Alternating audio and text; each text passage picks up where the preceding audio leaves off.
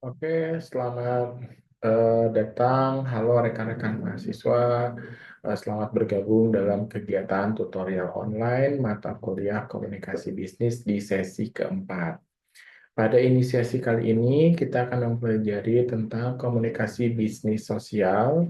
Silakan akses materinya dalam bentuk PPT maupun video, serta jangan lupa untuk aktif dalam forum diskusi, ya. Setelah mengikuti tutorial sesi ini, Anda diharapkan mampu memahami konsep-konsep komunikasi bisnis sosial, termasuk etika komunikasi bisnis sosial dan efektivitas komunikasi bisnis di dalam kolaborasi, serta penerapannya di berbagai aktivitas bisnis.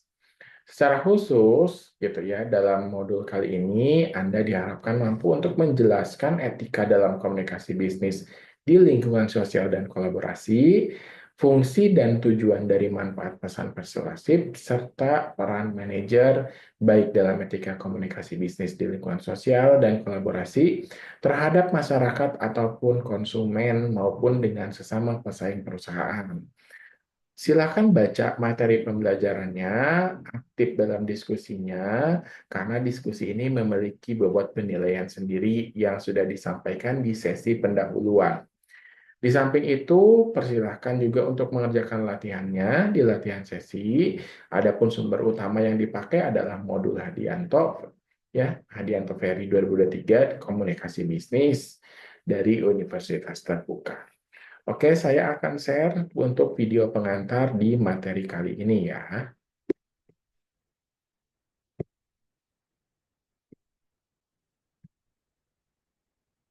Oke, komunikasi bisnis, gitu ya.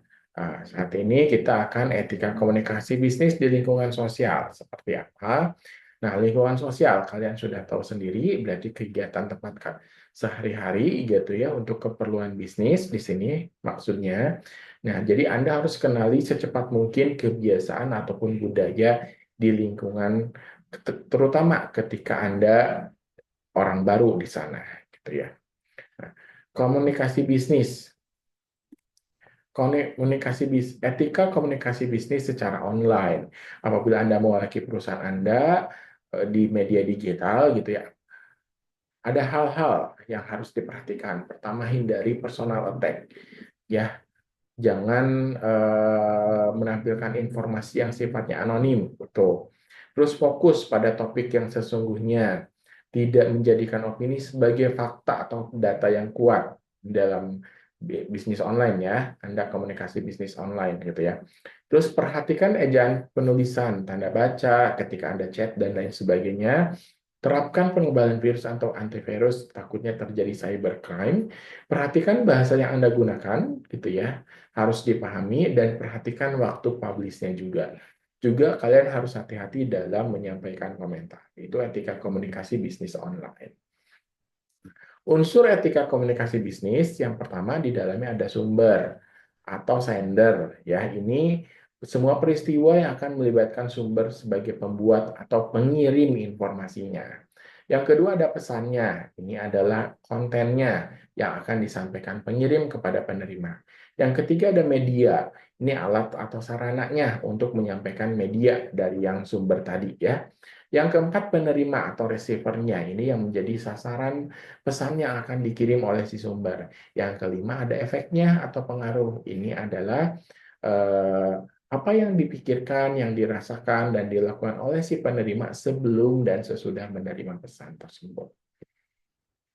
Macam-macam etika komunikasi bisnis. Komunikasi, nah, pertama dari mulai cara penyampaiannya. Ada secara lisan, ada juga secara tertulis, ya. Seperti itu. Yang kedua, menurut perilaku. Tadi penyampaian, sekarang perilakunya. Ada formal, ada informal, ada non-formal. Kalau formal, ini terjadi antar anggota organisasi, biasanya di dalam perusahaannya. Ada tata cara yang mengaturnya. Kalau informal, terjadi dalam organisasi perusahaan yang tidak ditentukan dalam struktur organisasi bisnis. Kalau non-formal, ini komunikasi yang bersifat formal dan informal, jadi gabungan. Formal, informal, non-formal. Non-formal adalah gabungan informal dan formal. Tadi menurut perilakunya ya. Yang ketiga Menurut ruang lingkupnya, ada internal, ada eksternal. Kalau internal terjadi di dalam ruang lingkup atau organisasi itu sendiri. Kalau eksternal, ini adalah kepada pihak luar dari organisasi. Nah, terus ada menurut aliran informasinya. Ada yang satu arah, langsung nih dari satu pihak. Ada yang dua arah, berarti adanya timbal balik, ada yang feedback. Ada komunikasi ke atas, ini dari bawahan ke atasan. Komunikasi ke bawah terjadi dari atasan ke bawahan atau ke samping, ini terjadi antar yang memiliki kedudukan sejajar, antar staff, antar manajer, seperti itu ya. Ini berdasarkan aliran informasinya. Kalau menurut jaringan kerja, ada jaringan kerja rantai, ada jaringan kerja lingkaran, ada juga jaringan bintang. Kalau rantai, ini komunikasinya menurut saluran hierarki organisasi tadi. Misal, dan pola komunikasinya biasanya formal, dari atasan ke bawahan, terus turun seperti itu. Kalau lingkaran, komunikasi melalui saluran komunikasi yang berbentuk lingkaran, artinya akan dari A ke B, ke C, ke D, balik lagi ke A, seperti itu. Komunikasi jaringan bintang ini satu sentral nih, ada satu pusat komunikasi di eh, ke dari A ke B, dari A ke C, dari A ke D gitu ya, seperti itu. Itu adalah jaringan bintang atau tersentral. Nah, macam komunikasi, etik komunikasi menurut peranan individu.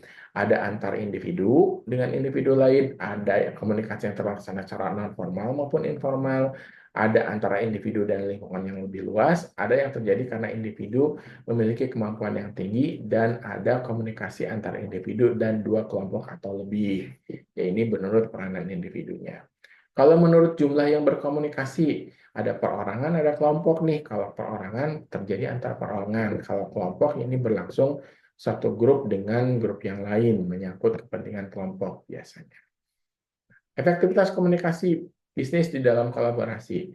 Kelebihannya itu kalau kolaborasi, pertama peningkatan informasi dan pengetahuan. Jadi yang tadi tahu tidak tahu menjadi tahu biasanya, seperti itu, adanya akses. Yang kedua, peningkatan keberagaman pandangan. Jadi ada berbagai macam pandangan nih, tidak hanya satu sisi atau dua sisi saja.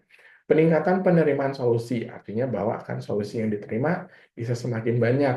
Yang keempat adalah tingkat kinerjanya lebih tinggi, gitu ya, karena berkolaborasi. Gitu. Kekurangannya, karena ini pemikirannya kelompok nih, bukan tunggal, gitu ya. Biasanya ada tekanan luar biasa nih yang menyebabkan kita yang tadinya tidak menerima harus menerima.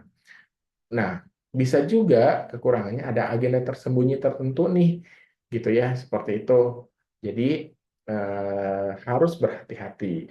Ada yang kontraproduktif, ada yang pro, gitu ya, seperti itu. Terus biasanya ada biaya, karena harus menyelaraskan jadwal dan lain sebagainya, dan biasanya terjadi kelebihan beban juga di sana.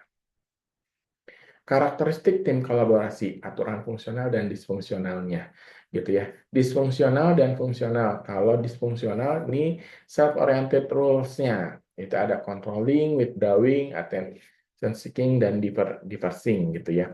Kalau fungsional secara tim, gitu ya. Ada fungsional juga task oriented roles, gitu ya. Ini nanti bisa kalian baca. Ada 7 langkah membantu anggota tim dalam menyelesaikan konflik dalam kolaborasi.